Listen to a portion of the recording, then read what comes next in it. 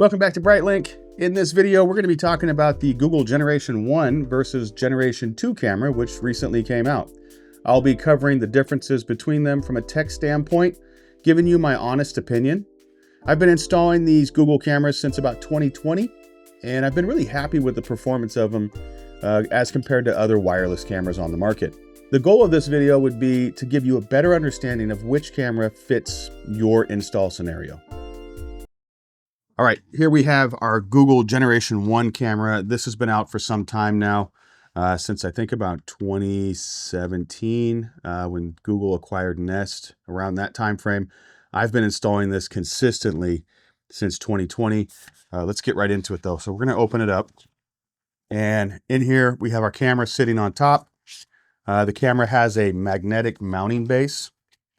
This guy just snaps on there. We also have on the bottom of the camera a security screw slot, our power slot, as well as the speaker for the two-way audio. On the front side of the camera, we have our microphone. Up here, a status light, which would be lit up when the camera is on or sensing motion. And on this bottom portion of the camera is where the IR lights are located. You can't see those currently because they're turned off. This magnetic mounting plate gets us fixed to the wall with a back plate. Here's the back plate. It comes with two screw holes. You would screw that onto the wall and then twist your camera into place with this mounting plate. They also give you two of these screws, which are actually pretty decent quality for in-the-box screws, and two hollow wall anchors. Also included in the box is a charging cable. The charging cable has a USB and then their proprietary dongle, which would charge the camera, and a 5-volt, 1 amp, I believe, USB block, charging block. Another piece that comes in the box is the security loop cable. Now, I actually think this is pretty cool because the camera mounts on with a magnetic base plate. It potentially could be knocked down or taken. So what this allows you to do is thread this cable into the bottom of the camera and then loop this behind your screws on the wall. So in the event that someone tries to take your camera or it falls, it stays on the wall. At least it gives you some layer of security mounting beyond just a strong magnet. Now the magnet in these cameras is really strong and they have to be rare earth. So it does a pretty good job there. Now, one of the biggest features with this camera is the battery that's built into it. This battery will keep the camera running whether it has power or not, and they rate that for up to about 30 days. In real life, though, you're probably looking about 2 to 3 weeks with normal activity. Of course, in high activity, that's going to be lower than that. All right, let's talk about the technical specs on the Generation 1 camera. We'll start with the camera lens. The lens on this camera is a wide angle, 130-degree viewing angle, 2 megapixel at 30 frames per second camera. 2 megapixels equates to roughly 1080p. If you're familiar with high definition picture, it is a wide angle lens, so it's framed up in a 16:9. The infrared on the front of the camera, Google rates this at about 20 feet. I've seen it actually go farther than that, so I'm going to roughly say around 40 to 50 feet of IR. You have to keep that in mind when installing it because you want to know how high to mount your camera. It does have a microphone built into the front, as well as the status light. The speaker is on bottom, so this allows you to have a two-way conversation through this camera. What we don't see actually is built into the back of the camera is a 6 amp, 3.5 volt lithium ion battery. That's what keeps the camera running if you don't have power. So this camera is IP65 rated, which means that it's rated for outdoor use. It's dust proof and fairly waterproof. It also has a recommended charging temperature between 32 degrees Fahrenheit and 104.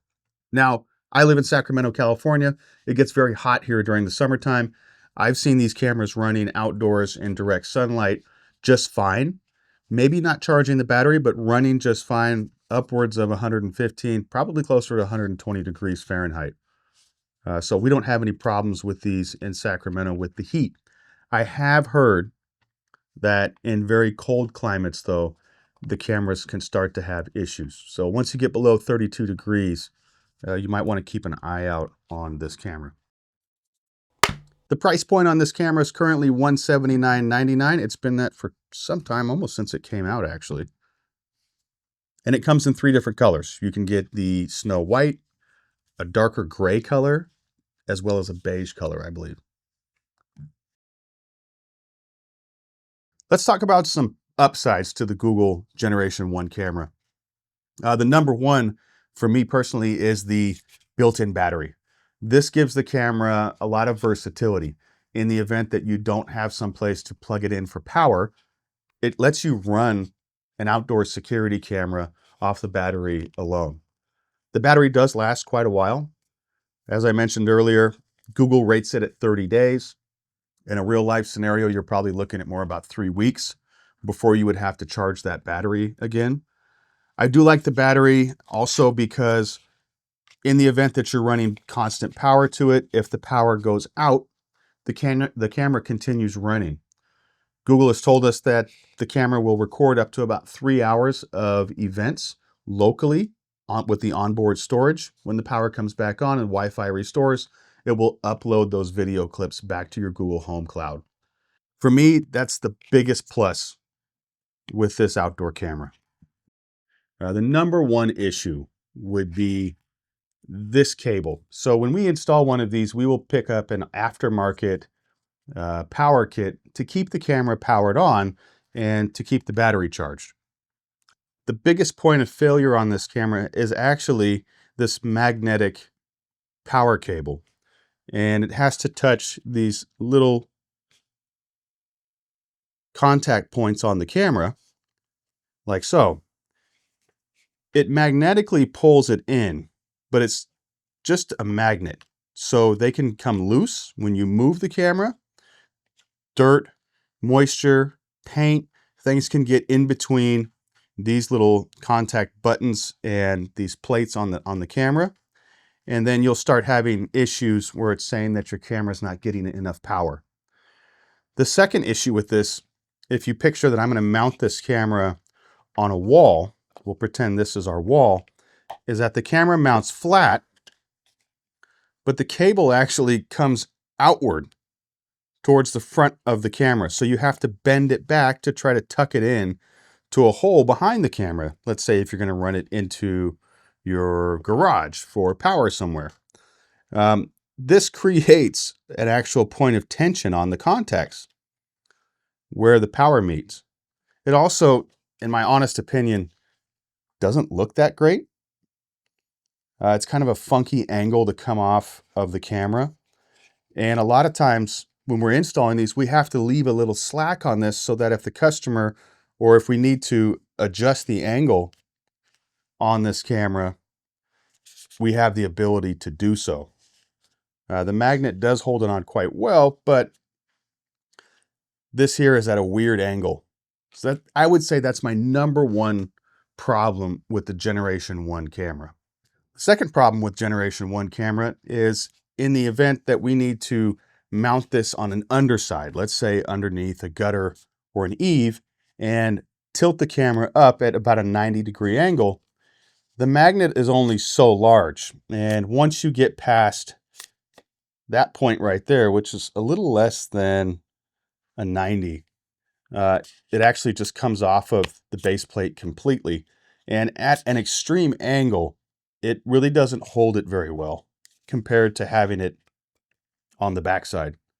So those are probably my 2 biggest problems with the Generation 1 camera. All right, moving on. Let's talk about our Google Generation 2 outdoor camera. We're going to open it up, see what's inside the box, and then we'll talk about it a little bit.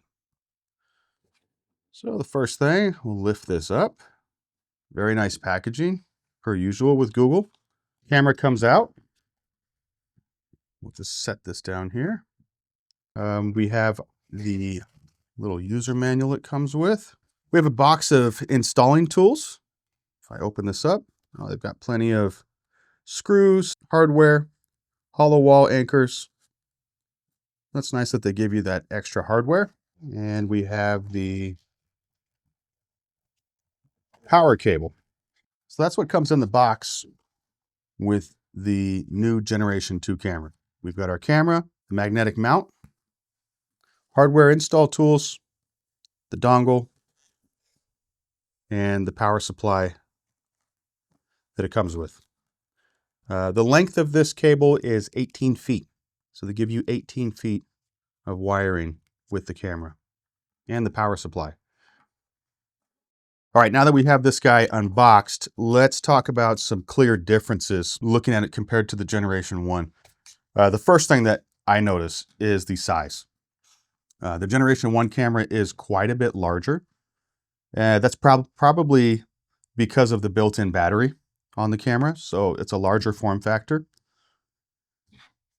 compared to the Generation 2. The second comparison that I see here, the mounting hardware, the mounting plate, the magnetic base.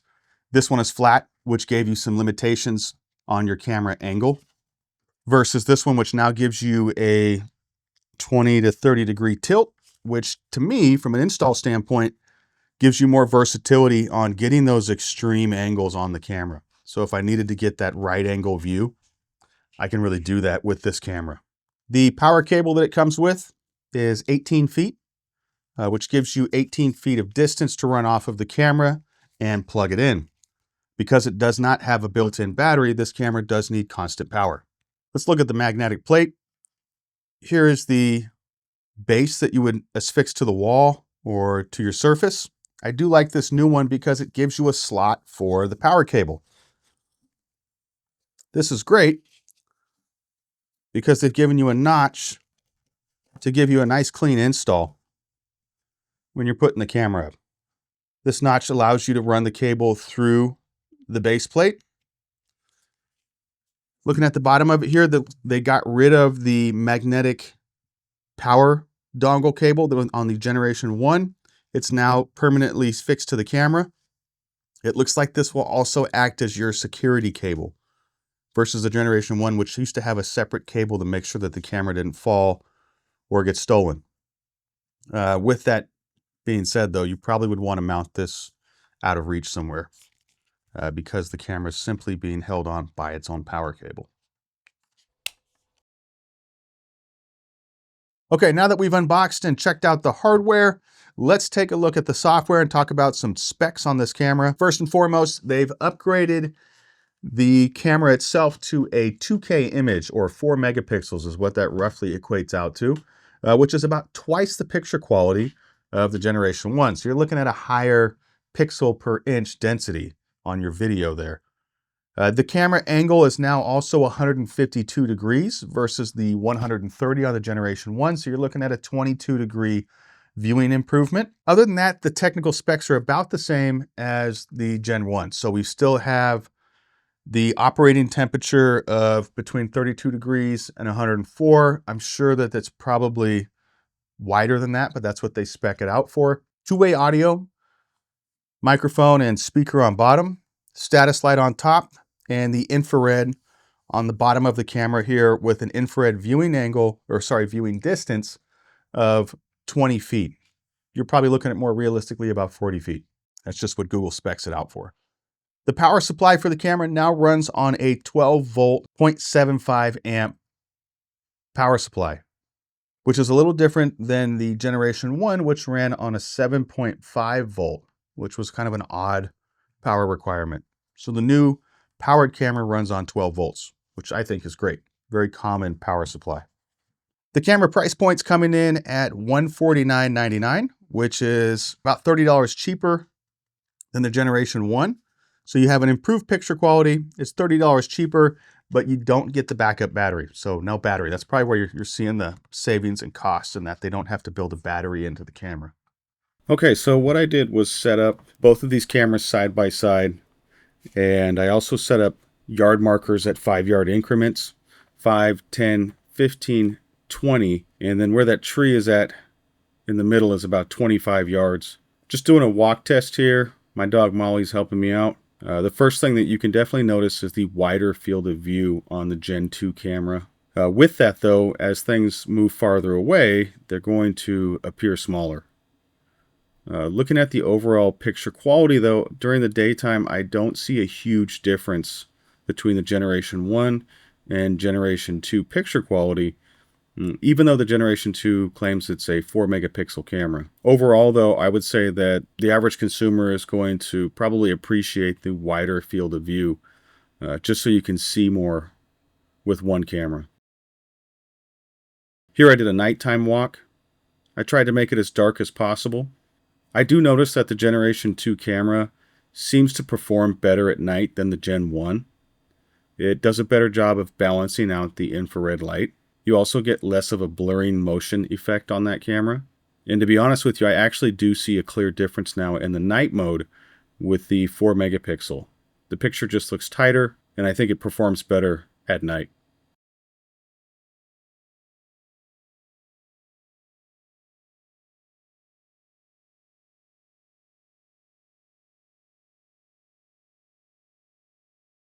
Here in this next test, I decided to try to do an audio test on the difference between the two cameras. I tried to keep my voice at approximately the same volume at each 5-yard marker. I can personally say that I believe that the Generation 2 camera has a better microphone than the Gen 1, so it's good to see that improvement on the audio quality. Hello, hello, hello. Hello, hello, hello. Hello, hello, hello. Hello, hello, hello. Hello, hello, hello. Hello, hello. Hello, hello, hello. Hello, hello, hello. I hope this video has been helpful for you. In my honest opinion, when looking at the Generation 1 versus Generation 2, I don't see a significant difference in picture quality. It's just, from my eye, I'm not seeing it. I do like the 152-degree wide angle on the Generation 2 camera. I think that the Generation 2 camera does a better job at nighttime when in infrared mode than Generation 1. I like the mounting hardware, the new permanently affixed power to the camera. That's the biggest failure point on the Gen 1 if you are running this at power constantly. My goal in this video was to help you make a more informed decision on which camera fits your install needs. I hope we've accomplished that. If you have questions or comments, leave those down below. Give us a like and a sub. That really helps us out, helps the channel out, and it helps us continue creating more content like this to show you the differences between cameras, how-to content, any security tech related type content. And thank you for tuning in. We'll see you on the next one.